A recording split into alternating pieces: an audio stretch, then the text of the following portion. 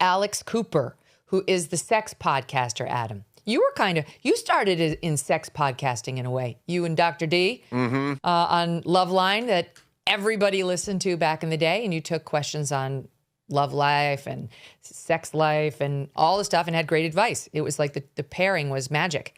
So I'll get you to weigh in on her advice. Like her whole podcast was born in talking dirty, and now she's trying to make herself into Oprah. Good luck. All right. And this is her latest on what girls should do on the first date. SOT 8. No kissing on a first date. Well, sometimes I fucked them on the first date. How about that one, TikTok?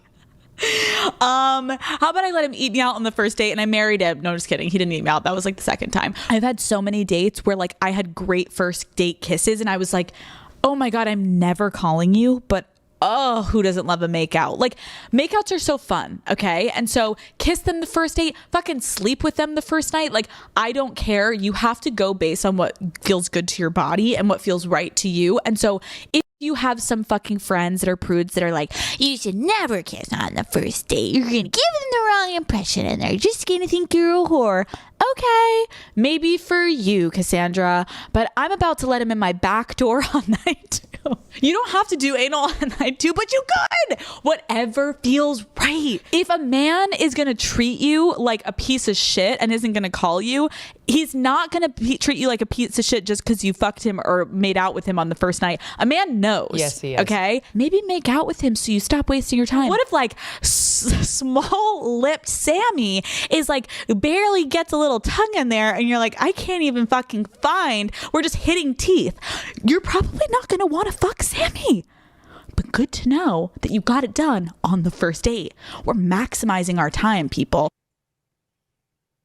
Wait, does she work at JP Morgan? I'll let you take it. I don't recognize her. No one does. Okay. We're having a problem. You know, sometimes I think about you, Megyn, and I go, well, she's a woman, but on the other hand, she has a man's brain, so I guess I can speak freely. And since this will be my last appearance on the show, I might as well put my cards on the table, which is we didn't do women right in the last 20 years. We basically told them every feeling you have is valid, every thought you have is valid. You need to act however you want to act, but more like a man sexually would be better for you. And there is no more, that's not very ladylike, or a young lady wouldn't say that or do that. You're completely free and you can do whatever you want and say whatever you want. And they become more miserable, had less kids. You know, we told them they didn't need to have kids. They didn't need to be a mother in any kind of traditional way. They didn't even need a traditional relationship. And most of them are insane and suicidal and childless at 35. Now, this is not a good thing. The traditional roles, with all that comes with that. And listen, there's roles with men. Men should know how to fix something around the house. When you and your woman are on a road trip and you get a flat, it is the man who gets out of the car, gets the spare out, and fixes and changes the tire. And I like that, and I like the traditional roles, and I think it's good. By the way, it doesn't make you a servant to the other person. It makes you useful to the other person, and then the other person has useful qualities as well. And we got away from the roles. We got away from the responsibilities. We told women, say whatever you want, cuss as much as you want, be angry as much as you want. And I think they're sort of coming unraveled, and having anal sex on the first date is probably not advisable. Probably not advisable. Although there was a saying, Megyn, that goes back to the 70s that I believe I'd like to modify, which is wine 'em, dine 'em, 69 'em. Now, I don't know if you've heard that one. No. This is great stuff. It's good stuff. It's on my license plate frame right now. That's why I'm always mindful of it. But I would argue It shouldn't be wine 'em, dine 'em, 69 'em. It should be wine 'em, 69 'em, dine 'em, because you want to eat after you 69, not before. You know what I mean? You don't want to go off for Hungarian food and then 69. That's all. You're really just kind of deciding on the appetizer there. Yes. I understand. And it's just like civilized people would choose one way Yeah. instead of the other. I think this gal, Yes. I think this gal like is leaning into, she feels like this is empowering for young women to say this. And she's too young. She's young to have spoken to the reams of women that I've interviewed and met over the course of my life who made those same choices and then wound up deeply, deeply unhappy. Because even if you do wind up getting married, finding a great partner, he doesn't care about your very loose past, you care. You feel disgusting. And what tends to happen is women who make that choice, the reason, like she says, whatever works for you, the reason it would potentially work for one woman generally is she's looking for somebody else to make her feel good about herself, to make her feel beautiful, to make her feel loved, to make her feel like she matters. And it's this ultimate irony that the more of these meaningless one-night stands a woman has, the less she feels any of that. Like, as he's trying to seduce her, she might feel that. In the actual moment, she might feel desired and so on.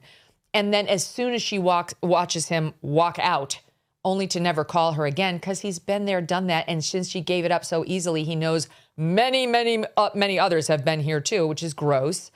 He's not going to call her again. And it's going to lead to more feelings of self-loathing. That's generally how it works out for these women. Well, I mean, just think about you take a topic like abortion.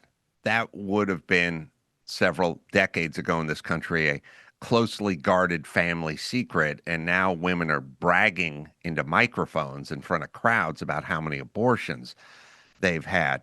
This concept of what's right for you, you talk about Loveline and me doing it for 10 years. We got ourselves into trouble going, everyone's an individual, everyone is different, not everything works. No, diet and exercise for everybody and you'll lose weight. There's no your concept on weight loss or his concept on weight. We are biological entities. We're all the same. I used to say on Loveline all the time, they'd go, you don't know this person, you don't know that person. I go, listen, if I want to study polar bear migration, do I have to study all of them individually? I study 50 polar bears. I'm an expert on all polar bears. That's how it works. And human beings are the same goddamn way. I'm tired of arguing with everyone about what's right for you, what's right. No. There are things that work. And it applies to running cities, running governments, personal relationships, happiness, weight loss, sanity. It's all real basic stuff. And we've decided to throw it all away with some sort of individualism BS that doesn't work at all. Thanks for watching this clip. If you're new here, subscribe. We got a whole lot more goodness where that came from. Would love to hear your feedback. You can email me too, Megyn, MEGYN @MegynKelly.com, or just leave a comment below. But join the community by becoming a subscriber. We really, really value your input and your support. We may not always agree, but we are always going to talk about it and respect. No BS, no agenda, no fear. When the dollar's convertibility into gold ended in 1971, gold was fixed at $35 an ounce, 35. Fast forward to today, and the U.S. dollar has lost more than 85% of its purchasing power. Gold, on the other hand, has increased in value by over 12,000%. And that's why major firms like Vanguard and BlackRock hold significant positions in gold. And it's also why you may want to consider diversifying your savings with physical gold from Birch Gold Group. But it starts with education. Birch Gold just announced that their Learn and Earn Precious Metals event is on. This free online event rewards you for learning the basics of investing in precious metals. Sign up to get free silver on your next purchase. Get even larger incentives as you go. The more you learn, the more you can earn. But you do have to act now, as this special event only runs through April 30th. Time is a-wastin'. Text my initials MK to the number 989898 to join Birch Gold's Learn and Earn Precious Metals event by April 30th. That's MK to 989898 today.